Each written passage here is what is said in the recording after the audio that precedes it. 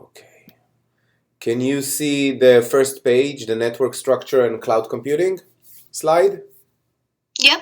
Okay, cool. So let's get started. So good evening, everybody. Today we're going to talk about data center basics, and then it's going to be few slides. It's not going to be like the previous session, and we are going to jump into basic operating system concept just to make sure that we are aligned with the terms and the principles that we are going to discuss. And essentially, we're going to start we're going to do some practices. So it's going to be a quick a light session on the material, because I rely on you. I trust you that you read the textbook and you understand it, and you're going to also have opportunity to check your understanding through the homework that I'm going to give you.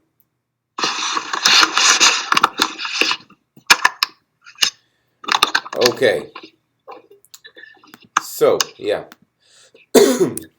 data center tier classification. So one of the reasons that we discuss data center basics for you as a developers who are going to use the cloud, it is important for you to understand what is the physical implementation of cloud, and you can see this theme in the textbook. So basically, when you are talking about cloud service such as Azure, such as AWS or Google, it's comprises of many data centers, right? So there are many data centers that includes many computes that are aggregated in some way, and basically they are all playing together and provide you the service that you see, like the one that allows you to provision resources and fulfill all kinds of constraints that are important to you as a user. One of the constraints that we will discuss a little bit more later in the course is, for example, when you want to create a high available application, you want to allocate at least 2 VMs, right, or more, right? And you want to make sure that those VMs are not running on the same node, because then it defeats the whole purpose. Because if the whole node goes down, you don't have the high availability as you wanted.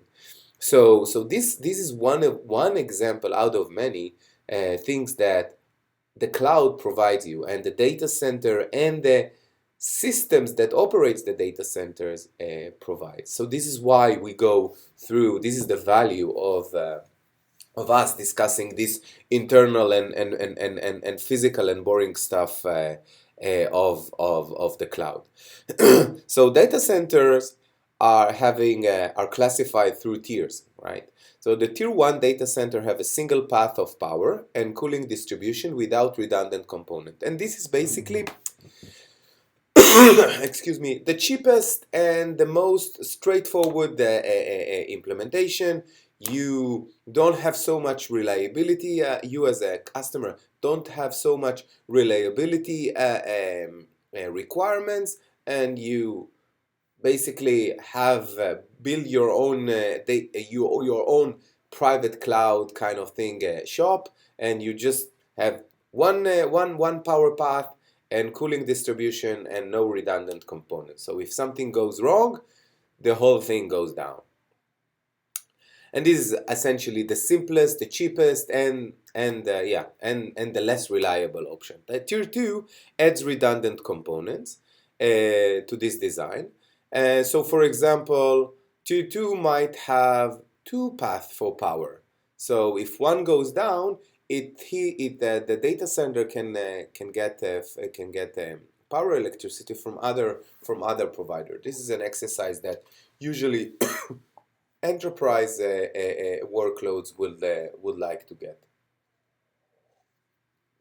Cooling, for example, if the cooling goes down, you want to have the ability to fail over and still run your operation with one cooling system that is down. So you get the idea, right? Tier 3 data centers have multiple power and cooling distribution path, but only one active path.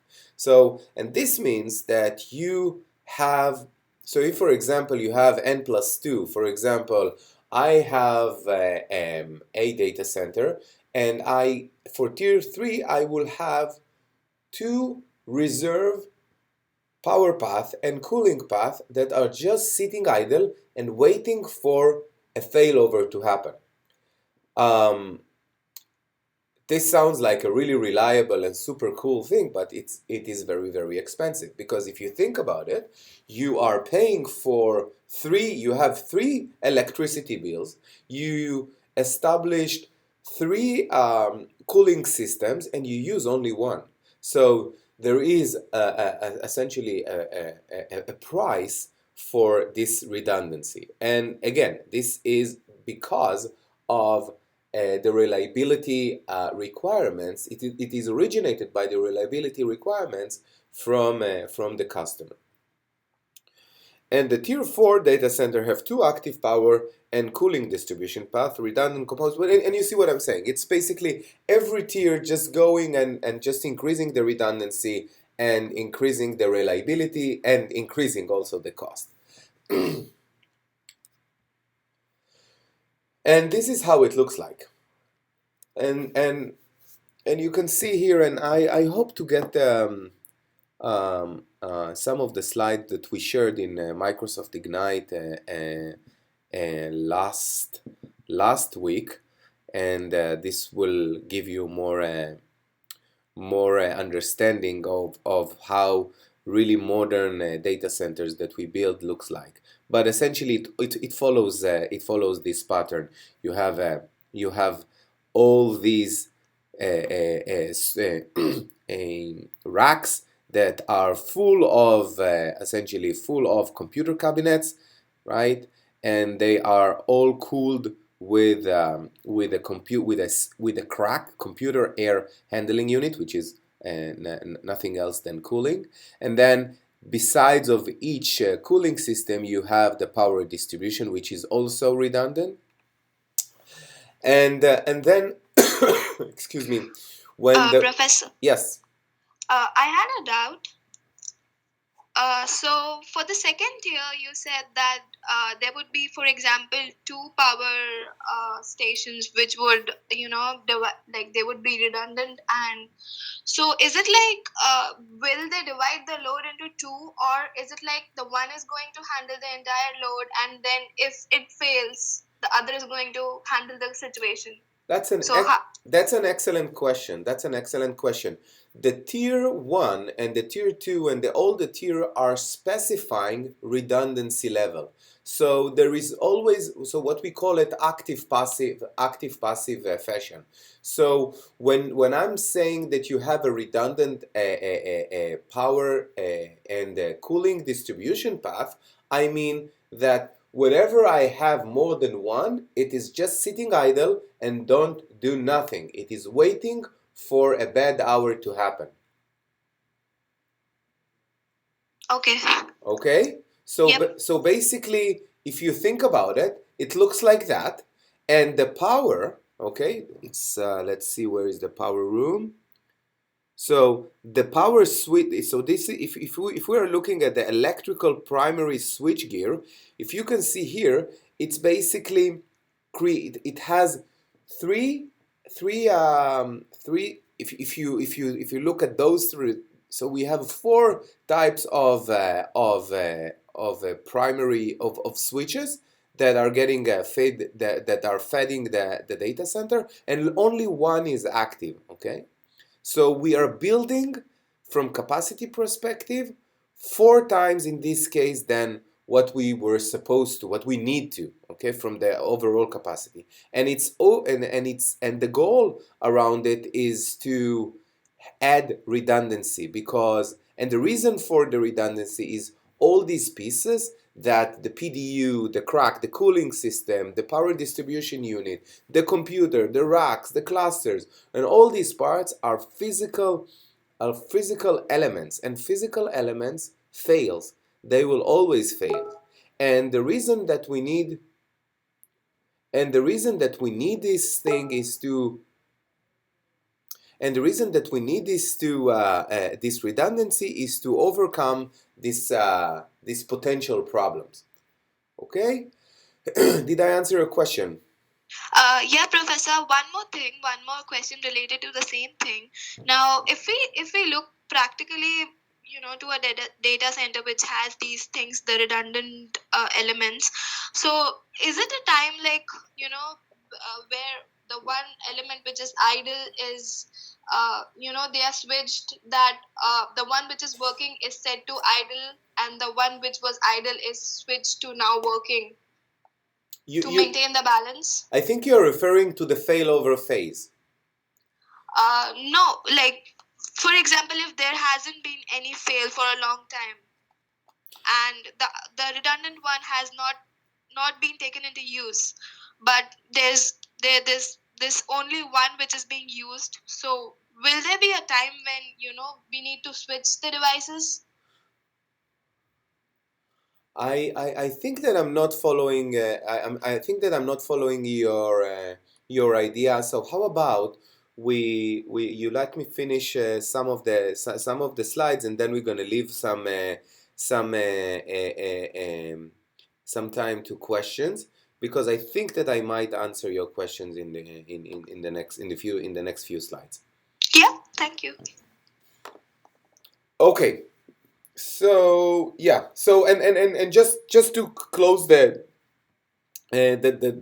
topic that we started to talk about here is that so we said that all these things are lots of computers that are getting cooled from the cooling system, and they are feeding through the power distribution unit, and these are the power distribution unit that are controlled from the power systems. And when you have basically a failover, as one of the students I just mentioned, you are going to have a UPS system, a batteries here, a set of batteries here that will go immediately into action, will give essentially to the failover process between 5 to 12 minutes to a core.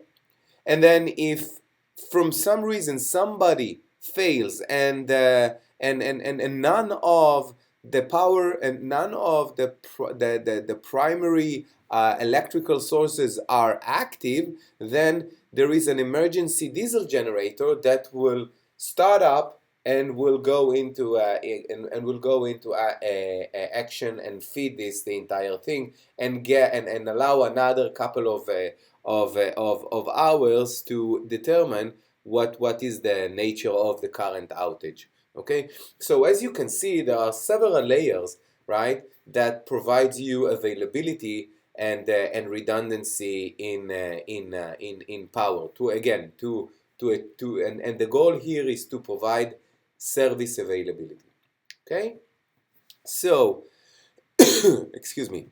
So, and the data center power system, as we said just described, comprises of diesel generator, UPS systems, power distribution units, and solar and wind station. Now let's talk about data center cooling system. What we see here, and I hope that you will have the chance to visit one day in a data center. It's pretty cool. There is not so much to see more than what I'm just describing here, but what I want to one of the takeaways that I want you to take from this slide is that there is a lot of investment in optimizing data center cooling. Okay, because we're gonna look at when in the next lecture, I think, or then the other lecture, what we're going to see, we're going to see how power is distributed, and I think we saw it in the last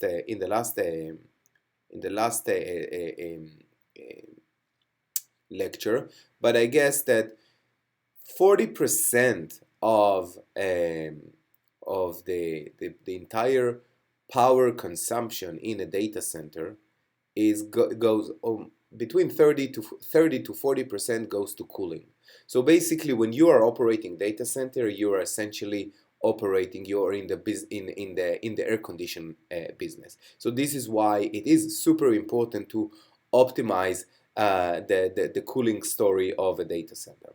And just recently, Mark Zuckerberg, the CEO of Facebook, announced that they built a super efficient data center in Sweden, and in really, really, really high north in Sweden. And the reason for that if you do it, if you build a data center that up, you get most of the cooling for free because it's cold there.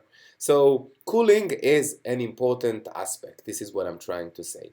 And here we have a schematic diagram of how cooling look like.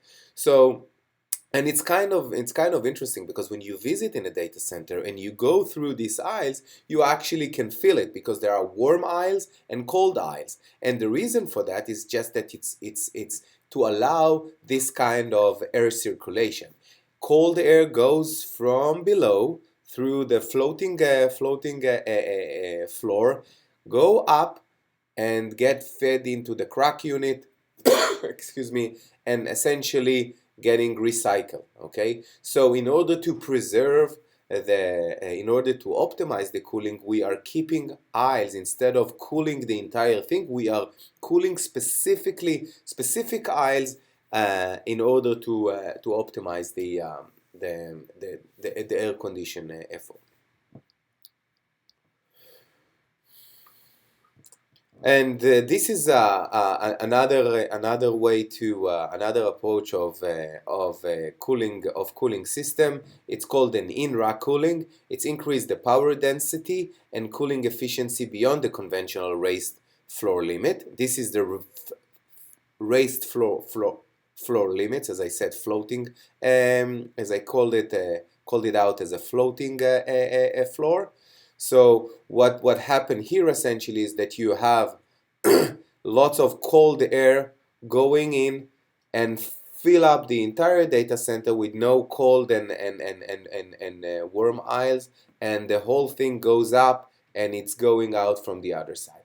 This is just to give you an idea of what are the effort and what are the challenges in cooling. Don't worry about understanding the entire things. I think the textbooks give a good background. It's very important to be aware of that and not more than that. So now I'm going to go to the second section of this lecture, which is the basic operating system concept, which I think will give you more background and understanding the technical ask that I am asking you in homework and assignment. And we're going to also have an opportunity to talk about the quiz that you keep asking me about it. So before that, do you have any questions? Okay, so what are the objectives of this session, of the second part session? The objective is to recognize and explain the difference between systems and application software, because essentially what we are going to do is we are going to build an application software that's going to run on the cloud. We want to identify and describe the functions and purposes of an operating system. So we are using the operating system that we get, an operating system instance that we get from the cloud. So we want to understand what are the configuration that we need to set up in order to get the right resources to process the workload that we need to process.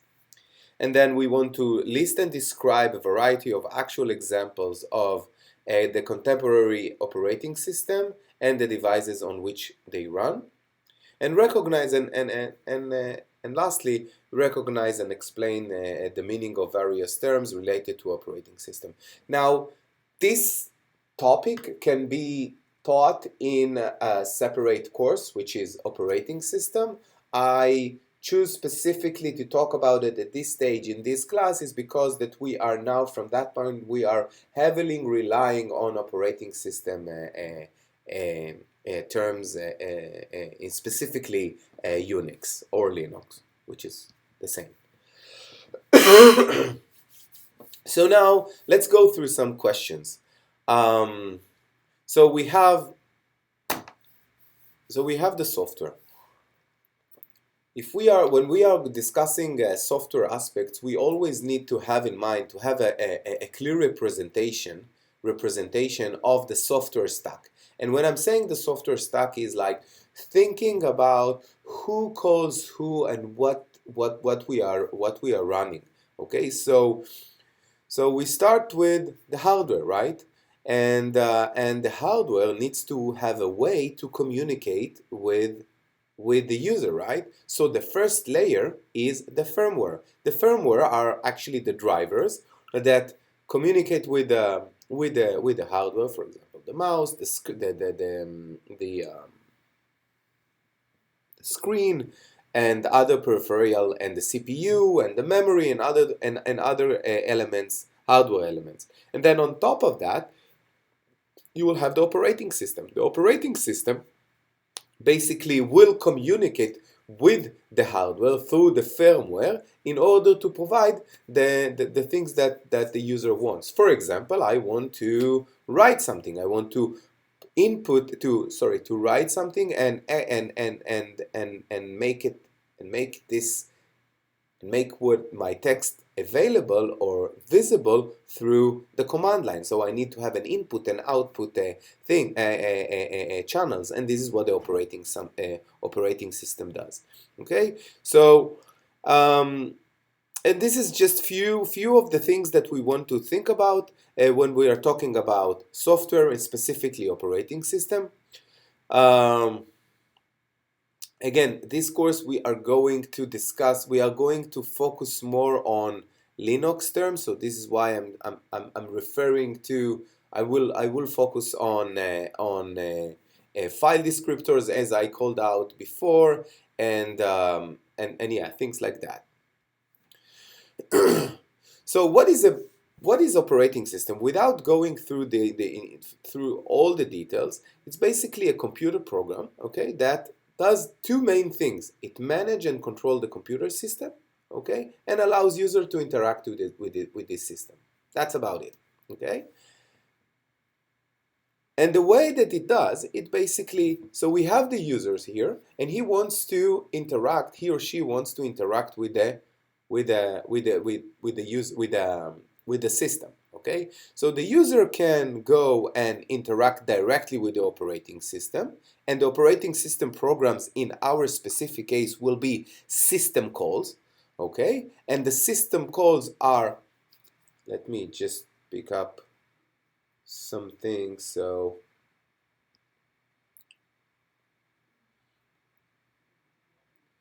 everybody see the screen now, file descriptors? Yep. Okay, so when we talked about last time about open and create and write and read, these are system calls, okay? So these system calls essentially are the operating system programs, okay? This is a way to communicate with the computer. Now, the same thing, the same principle follows with the cloud. Now, some user will want to communicate with the operating system through application program. So, for example, you might want to use not the system calls directly. You might want to utilize libraries that other smart people wrote that better fits and tailors to your needs. Okay. So the reason that I'm calling out this thing is because that when you use the cloud, it is the same thing. But if instead of using operating system, can replace operating system programs with VMs, and instead of computer and hardware, you can replace it with data center, and instead of application program, you can use it with PaaS, platform as a service offering. So you see what I'm getting to here. It is, if you understand the principle of how user interaction with operating system, you basically can mimic the same thing to the cloud interaction. Does that make sense? Do you have any questions around it?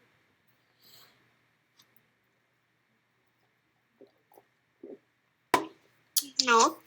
Okay, you don't have to answer. I'm sorry. You can just if you don't have a question, that's fine. I'm gonna listen to here, so you can feel free to.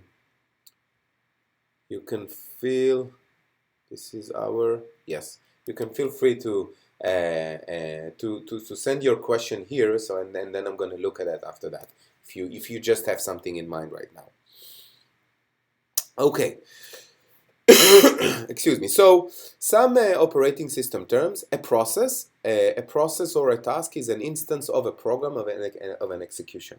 Like what we did last week, we created a program that we called it a copy, and we once that we call the program copy, the this process initiated an instance of program within the operating system, and it started to do things, okay, with the resource. The same thing goes with VMs in the cloud. So when you have a VM, when you want to execute something, you do it within the VM. It's the same thing. A thread is an individually executable part of a process, okay? But one of the differences between thread and process are around the price of executing something, and when I'm talking about price, the currency is resources from the operating system. Now, when you launch a process, it requires some effort, and it means that when you want to and as I said, when you create a process, you are asking the operating system to allocate from it for you all kinds of stuff, and this stuff can be area in the memory, area in some permission that you can handle. Sometimes, if you want to run a web server to or socket server, you need to have also some networking and I/O input and output resources. So this is a more heavy thing.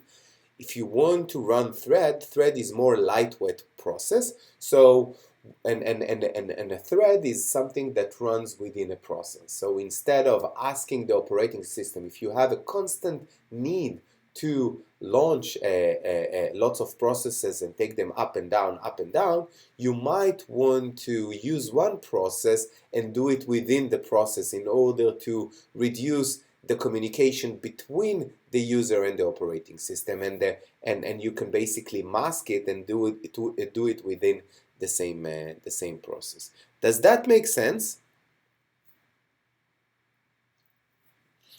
Good. So possible example, Android or Apple iOS, it's multitasking. You have a phone app, which is the process, and if you talk, for example, if what we do here, it's a thread in the overall process. If you want to look for contacts, it's another thread. You are looking for contacts. This is just few examples, and we're going to talk about much more specific ones very soon. Operating system is a multitasking if it's capable of executing several tasks simultaneously. Okay, we want to be able to execute two things in order to more than two things in the same time in order to provide uh, speed and speed of execution, and it's all basically depends on what the user what is the scenario that the user is interested in. An operating system is a multi-user, as I said. It allows many users to log in. As you can see, you can launch one VM, and many users can log in, and it's not just you. And by simultaneously, we mean either truly simultaneously because of multiple CPU, and sometimes we can have a single CPU, and then we can have a pseudo parallelism, and this can be done through all kinds of techniques of virtual memory and yeah. So but that's just to call it out. It's most of the system that you are going to work on will be a true multitasking and multi-core systems. Yeah, so I am not going to go through this thing. I'm gonna let you go through this. It's not that important. Okay, what are the interfaces? And now this is important. When we establish that the operating system is my gateway, is our gateway in order to get some value from the cloud, I need to have an interface. And the most simplest interface that the OS provides is the command interpreter. Okay, and the command interpreter is the shell. Okay, so we have a shell.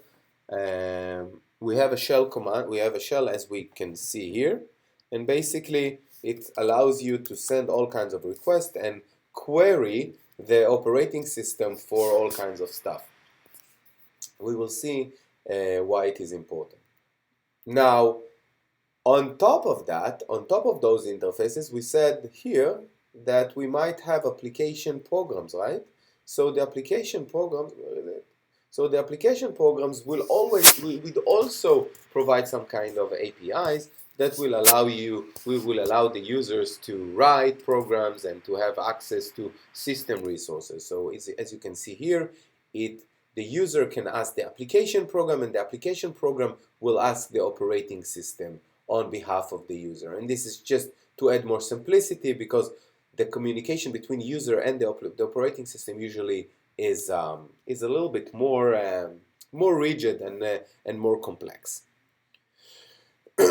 One of the another example is the GUI's graphical user interface. And what we see here, you have a mouse, you have stylus, and other interfaces that you can communicate with the operating system. Yeah, so is just you can read through this input output. It's a basic thing. I'm sure that everybody knows all these things. I just want to go through it really quick. Now, process control management and scheduling and inter-process communication. Now, if you think about the operating system as a system that sits and manage many requests, okay, of many processes. So if a user wants to execute something, he's basically asking somebody, which is the operating system, to allocate few things.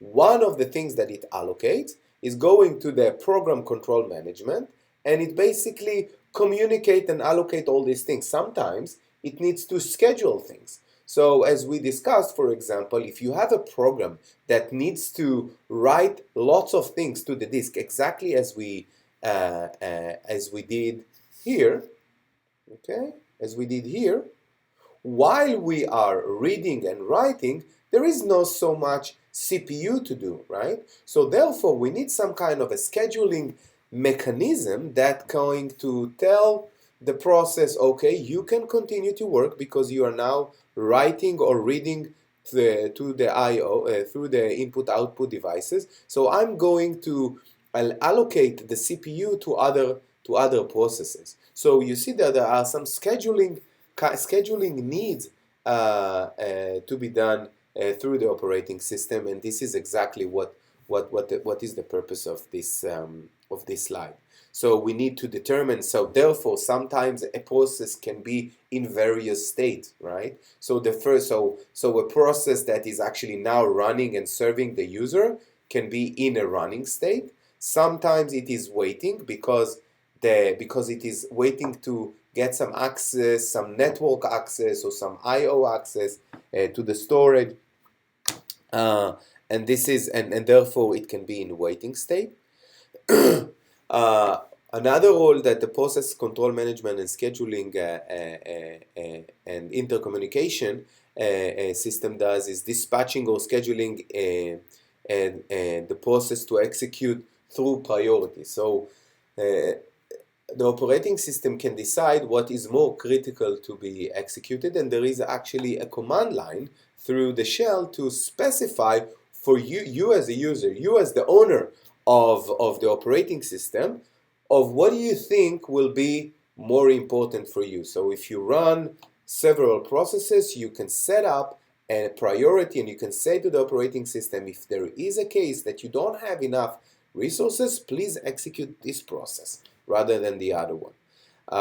So you get what I'm saying here with the I hope that you see what I'm saying here with respect to what are the challenges that the operating system needs to do.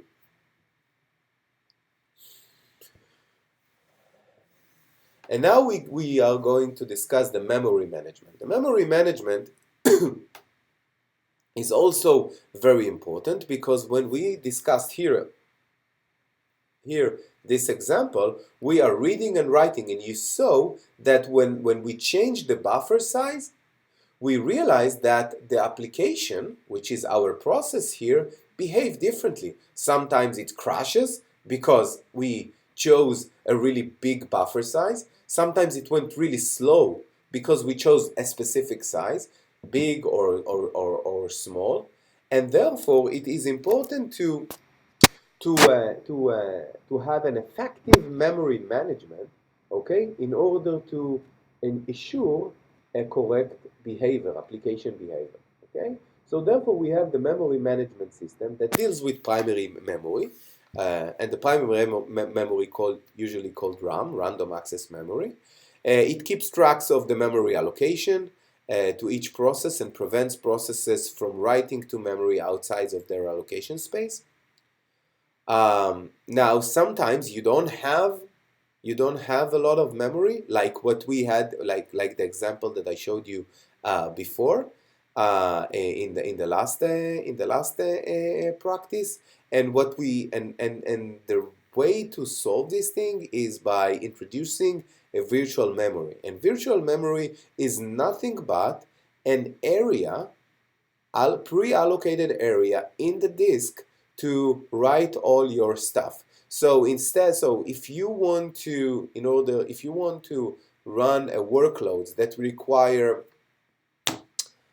10 gigabytes of data, you can do it with a VM that has only 2 gigabytes of RAM. How it does it? It basically uses the concept of virtual memory. So the process sees 10 gigabytes while it has only 2 gigabytes. Okay? Now the trick here is that it uses the disk. Now it's a nice trick, but it comes with a price. The access to the disk is always slower in order of magnitude as opposed to the access to the primary memory, to the RAM.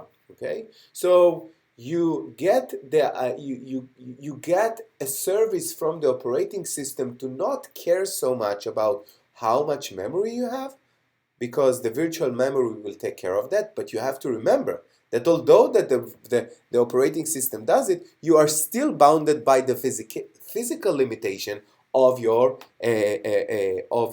resources, right? And by what I mean here is the 2 gigabyte that you have. Okay, so you will have to go up and down all the time from the disk to the RAM, from the disk to the RAM, and keep reading it in order to provide the illusion to the process of 10 gigabyte when you have 2 gigabyte.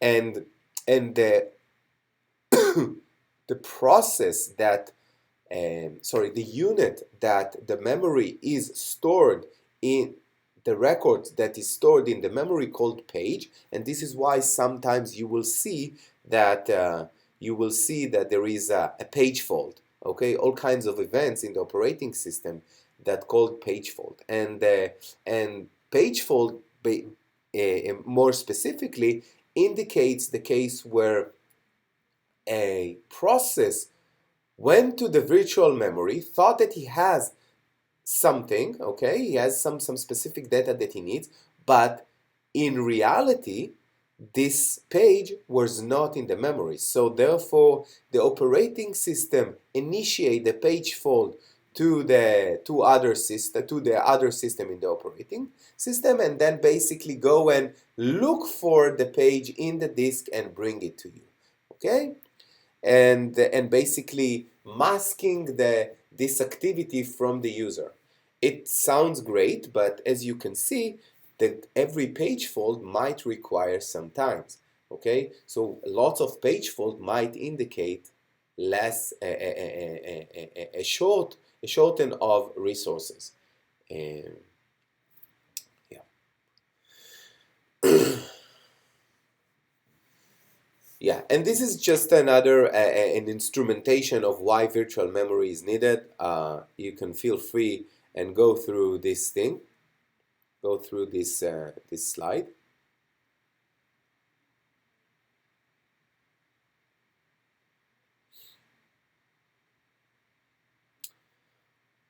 Okay, and before I move to file management, do you have any questions?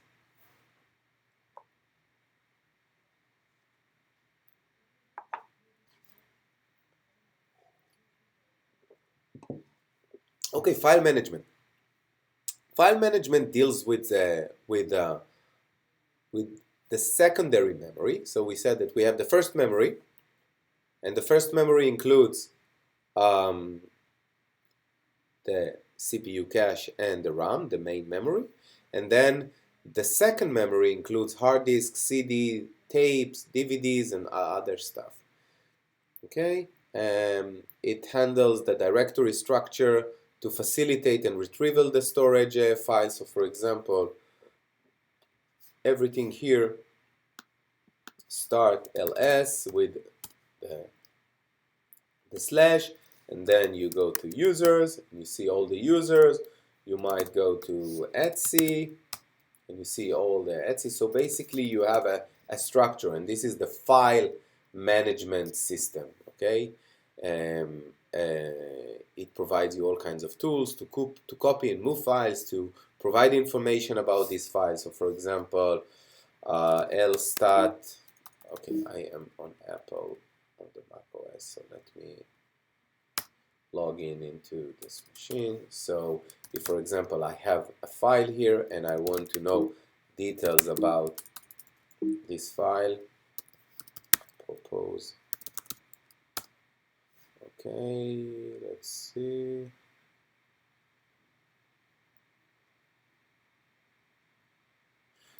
Start.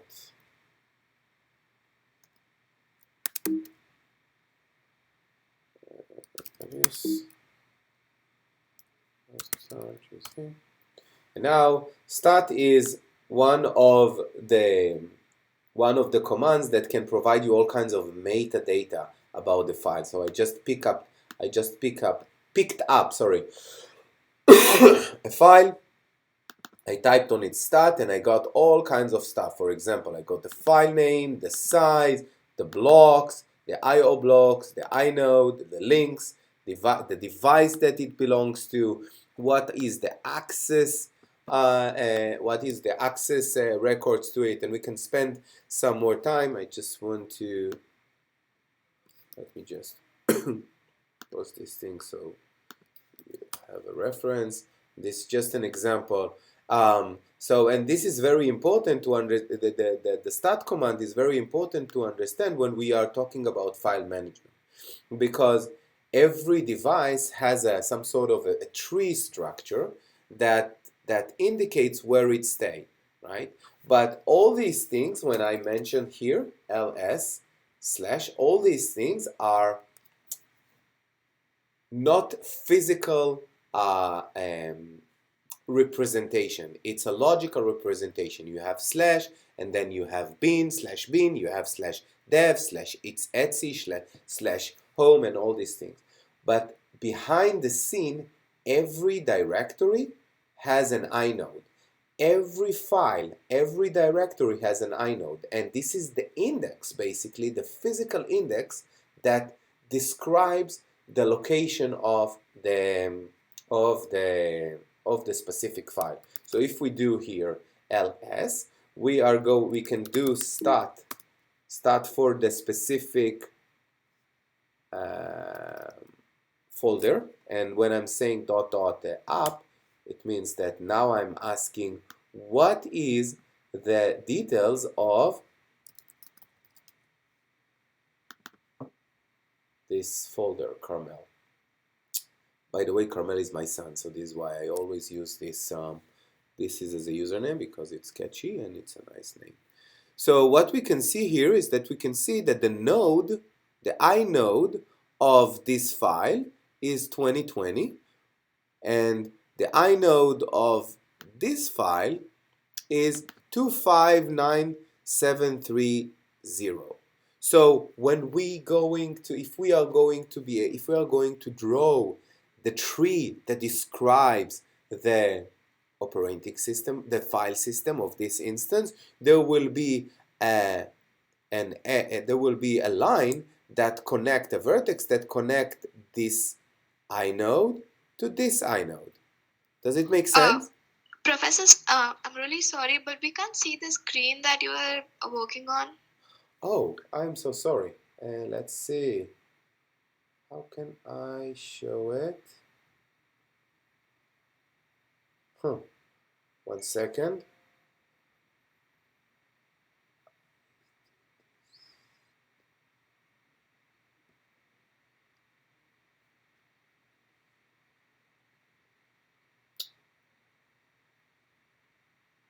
Why I cannot share it? 1 second.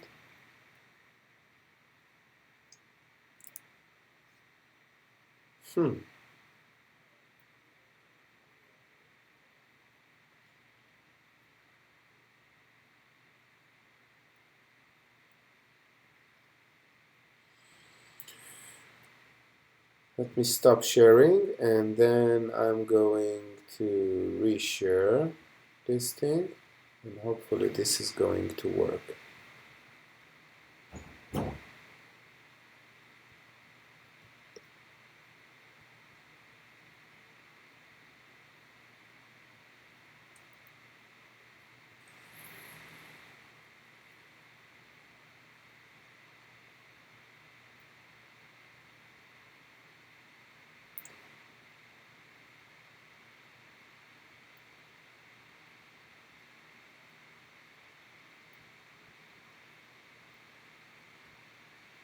Do you see something now?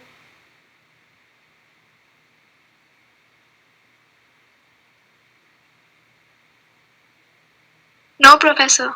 Let's see. Continue. Okay, why it is not working? Let's see. Share screen.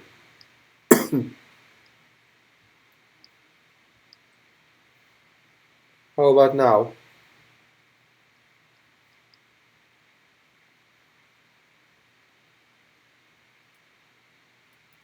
Yep, we can see it now. Okay, okay. Thank you for calling this out. Okay, thank you for calling this out. So let me just go back to this thing. So I was, let's see. So I was in this folder, okay, on kernel, and now I was doing ls.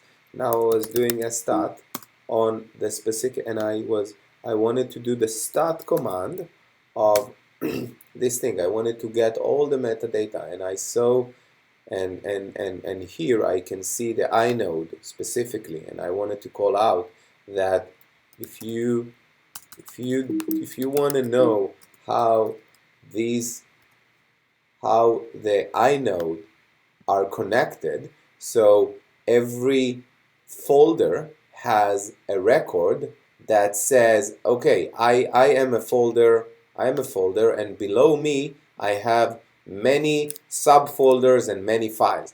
So if we are going to draw for example, I'm going to ask you to draw your file system inode tree. You will take the inode of the folder, okay, the directory, and you're going to draw a line between this inode and this inode, because this inode happened to be below this file. And this is how the operating system, the file management of the operating system treat this. This is how it manages. It manages by inode. And the reason that I'm saying that, it's important concept to understand, because we understand it as we think that the directory structure, the directory representation is the one that rules, and it's not the case.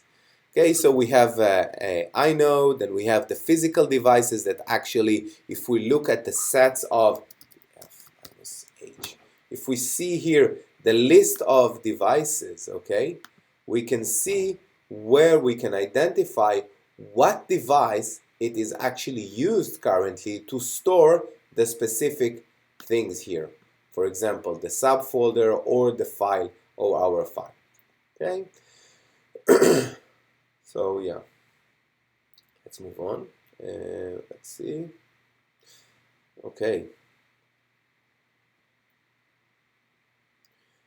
Another important aspect is the security and protection management.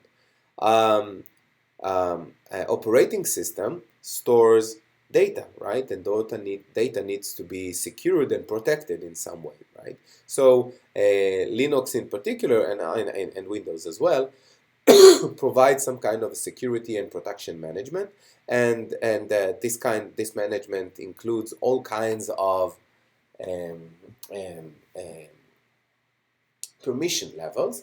And here I can just call out here the Unix one is a pretty simple one.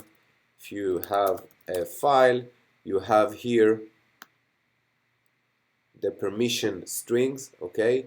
And the permission strings is follows like that. You have a nine digits, and these 9 digits describes the following.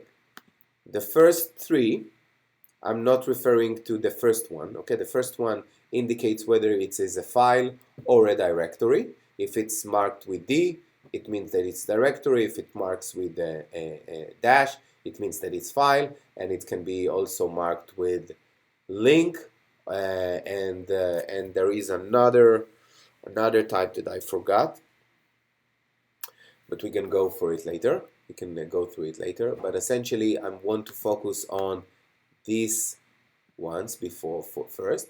So we have the read, write, and execute for the user. So basically, the user Carmel will be able to do things, will able to read, write, and execute on this directory.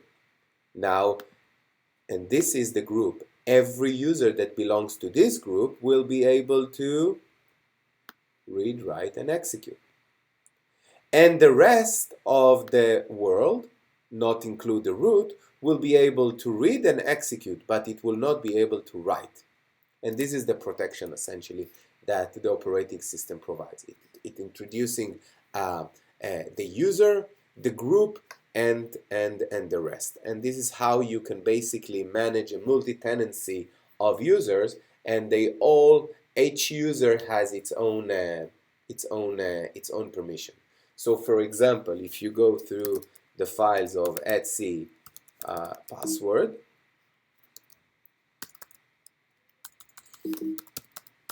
everybody can read it, right? Because what it stores the user database of the operating system. It says who are the users, what is the group that they belong to, what is their home directory, and what is the first thing that needs to be done when they are logged in. This is the etc password is the database, right, of the users. Now, is anybody knows where are all the passwords are stored? The passwords in Unix are stored in etc shadow. Okay? And you see I don't have permission. It's because that ls-l etc shadow, only the root can read and write, okay? People that belongs to the group shadow, if I'm going to add myself to the user shadow, I will be able to read it, okay? So let me change to user root just to see what is going on. So now I am the root. So let's see what I'm seeing here. Cut etc shadow and see and this is how it looks like. These are the same users, okay, But as you can see, there is not so much that I can see because everything is encrypted. Okay, so in order basically to read this file, you need to decrypt the file. So one of the so I guess that going back to the slides, the operating system provides all kinds of mechanisms that allows the users to protect their information, to keep unauthorized users from accessing files. And yeah, and this is basically what I mentioned the user groups, root access, and password. Unix users are often belongs to groups with specific access permission. Will user privilege group, for example, will is a user privileges that allows SU commands. So if, for example, I want to write here sudo exit. So if I want to execute SU commands, sudo commands, I need to be in a sudo in a will group. Okay, so in order to know if I'm in the will group, I have a file called etc, I think groups group. Let's see. Yeah. So if I am going and looking for grep will, I don't have group will in this system. Okay, so group will, so will is probably something that Ubuntu does not support, but Unix is usually supports will. I think that Ubuntu has a different mechanism to allow you to be a sudo user. I think that I'm not gonna spend more time here. I just wanna see sudo su cat etc sudoers. etc sudoers will specify all the users that can execute sudo, i.e. can be a sudoers, and I cannot see the permission right here, but let me just take a note here. Okay, I want to take a note really quick and specify how users are getting sudo perm without, let's see, sudoers sudo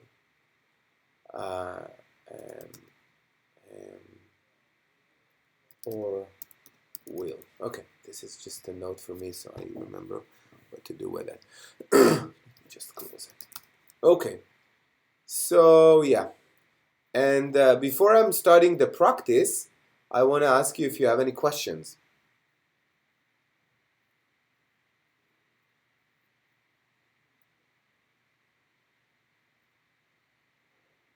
So let me just close this. Professor? Yes? A quick question that no, like, can there be more than one root, like the user of the root? No, root is the only is a user that there is only one user, and there is no other. But you can have a user like me, for example, here. If I'm going to do exit and I am this user, okay, I can have a permissions of root, but I cannot be root. There is only one root. Okay, and to have that permission, you need to be the member of the group, right? Yes, and I'm most definitely going to come back to you with what is the settings that one needs to set up in order to allow yourself a root permissions. In general, there is a command that called sudo vi sudo, okay, sudo vi sudo, and it's basically allow you to go and modify these things. So for example, if your users, you want to be able to have a root permission, you simply create another line here, okay, and then you specify what are the permission that you want to set. Okay, how do I go out from here? This is a weird thing. So I do Control X, Control X. No. Okay. So let me just stop this recording.